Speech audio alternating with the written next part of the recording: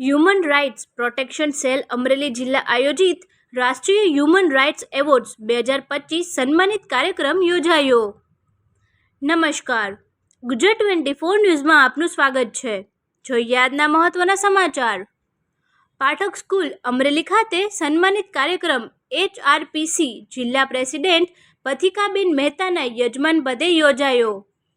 આ કાર્યક્રમમાં ઉપસ્થિતિ શ્રી મુકુંદભાઈ મહેતા, પ્રમુખ શ્રી જિલ્લા આચાર્ય સંઘ, પ્રમુખ શ્રી અમરેલી જિલ્લા બ્રહ્મ સમાજ, અલકાબેન ગોંડલિયા, સદસ્ય નગરપાલિકા અમરેલી, કોમલબેન રામાણી, સદસ્ય નગરપાલિકા Amreli, Yashodharaben Pandya, HRPC Gujarat president, Bhavnaben Bhatt, Gujarat president HRPC crime control, Bhaveshbhai Bhatt, સંચાલક પાઠક સ્કૂલ અમરેલી, હાર્દિકભાઈ ત્રિવેદી, આચાર્ય પાઠક સ્કૂલ અમરેલી તેમજ સમગ્ર HRPC ટીમ અમરેલી જિલ્લા ઉપસ્થિત રહેલ। ભાવનાબેન દ્વારા સ્કૂલના બાળકોને માર્ગદર્શન પૂરું પાડવામાં આવેલ। કાર્યક્રમનું સંચાલન કિંજલબેન ભટ્ટ દ્વારા કરવામાં આવેલ હતું। કાર્યક્રમ સફળ બનાવવા બદલ HRPC પ્રેસિડેન્ટ પથિકાબેન મહેતા દ્વારા આભાર માનવામાં આવેલ છે। ફરી મળીશું નવા સમાચાર સાથે, ત્યાં સુધી જોતા રહો ગુજરાત 24 ન્યૂઝ। અમારી ચેનલને લાઇક, શેર, સબસ્ક્રાઇબ કરી સહકાર આપવા વિનંતી। જય ભારત।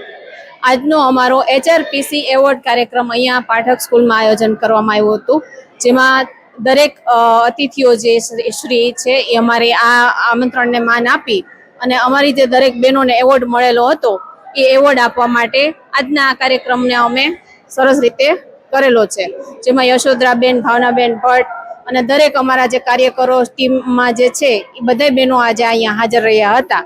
HRPC નેશનલ એવોર્ડ જે અમને આપવામાં આવ્યો હતો એનું આજે અમે દરેક બહેનોને આપી વિતરણ કરી અને એમને સન્માનિત કર્યા છે। HRPC વુમન્સ રાઇટ્સ પ્રોટેક્શન જે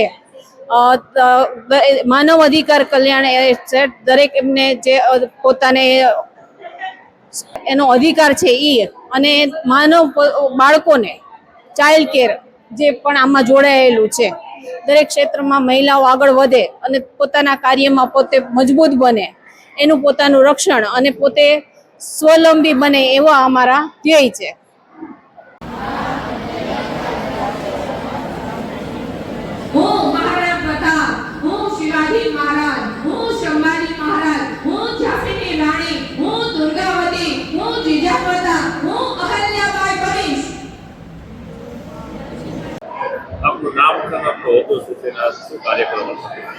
નમસ્તે, મારું નામ યશોધરા હિતેશભાઈ પંડ્યા, સાબરકુંડલાથી આવું છું।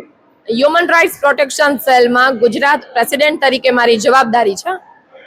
અત્યારે માનવ અધિકારના ઘણી જગ્યાએ દહનો થઈ રહ્યા છે, તો સંવિધાનના નિયમો પ્રમાણે બાળકો, પુરુષો કે મહિલાઓ પોતાનો અધિકાર છે એ જ્યાં દહન થતું હોય છે એના અધિકારોને સાંભળવા માટે જ્યારે કોઈ છે નહીં, ત્યારે હ્યુમન રાઇટ્સ પ્રોટેક્શન સેલ પોતાના અધિકારોને આપવા માટે, પોતાના અધિકારોને ન્યાય દેવડાવવા માટે કાર્યરત છે।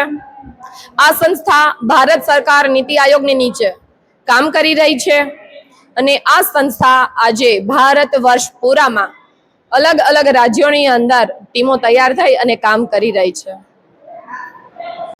જે પ્રકારે શાસન કર્યું એ બહેનો માટેનું એક ઉદાહરણરૂપ દ્રષ્ટાંત છે। મિત્રો, અહલ્યાબાઈએ જે સ્ત્રી શક્તિની અંદર, માતૃ શક્તિની અંદર શું તાકાત હોય છે એનું ઉત્તમ ઉદાહરણ કોઈ હોય તો એ અહલ્યાબાઈ હોલકર છે।